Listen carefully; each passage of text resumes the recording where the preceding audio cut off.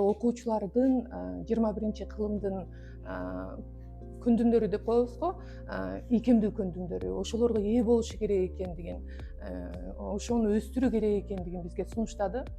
Дал ушул сунуштардын ичинде биздин окуу китептери, башкача айтканда окуу китебинин мазмунун өзгөртүү бул башкы маселе болуп эсептелинет. Бүгүнкү күндө Кыргыз билим берүү жана илим министрлиги тарабынан өнөктөш катары алынган Marshall Cavendish компаниясынын Cambridge Science окуу китептери бизге сунушталып отурат. Биринчи бизде ушул эксперттик топто бул окуу китептери биздин менчик же болбосо жергиликтүү окуу китептеринен эмнеси менен айырмаланат деген суротулду. Биз алардын баардыгын карап чыкканда биз адатта окуу китептеринде бул теориялык же болбосо фактологиялык маалыматтарга көбүрөөк таянып окута турган болсок, жана ошону кайталоодо дагы, бышыктоодо дагы фактологиялык суроолорго таяна турган болсок, ал эми булардын окуу китептеринде же башкача айтканда Marshall Cavendish'тин Science окуу китептеринде негизинен контексттик билим берүүгө негизделген. Бул кандай? Бала жеке контекстте, жергиликтүү жана глобалдык контекстте ой жүгүртүүгө мүмкүнчүлүк алат. Ошондой эле баланын илимий билимин калыптандырууга негизделген. Бул кандай? Мисалы, балага биз мурун теорияны эле берип коюп, бирок эмне үчүн андай болгондугуна баягы жеткиликтүү айтпасак, бул жерде бала өзү изилдейт. Жөнөкөйдөн татаалга карата деги эле айтып отурсам, окуу китебинин түзүмү бүтүндөй структурасы менен өзгөчө. Эң башкысы бул балдардын ийкемдүү көндүмдөрү. Бул кандай?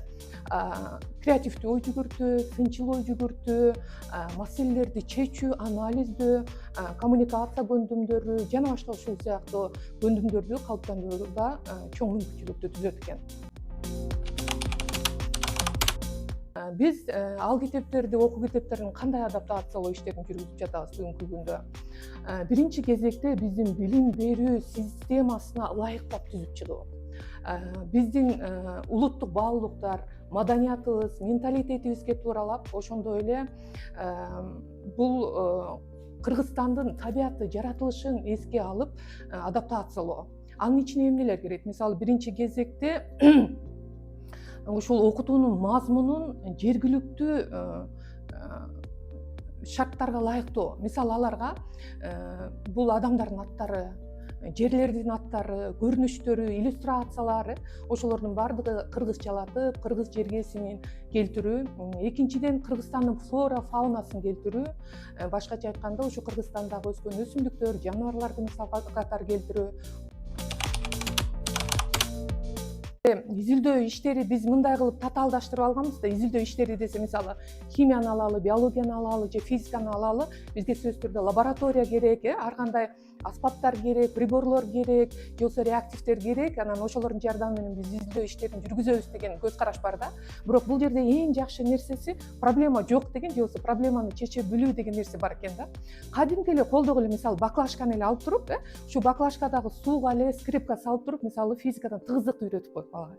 То есть колдогу эле урунган нерседе, башкача айтканда, жашоодогу эле науканы үйрөтөт да, илимди үйрөтөт экен. Ошол жагынан аябай жакты бизге. Себеби кайсы гана аймакта болсун, Кыргызстандын мейли шаар жергеси, мейли айыл жергеси болсун, алар жашоодогу эле колдонгон нерселерин алып туруп, изилдеп, эмне себептен, мисалы, тиги топ жели чыгып калды, эмне үчүн күнгө чыгарып койсо, мисалы, топ кайра ордуна келип калып атат деген сыяктуу нерселерди ушундай эле жашоодогу нерселер менен эле алар илимди үйрөтүп коет. Ошонусу менен артыкчылык бар.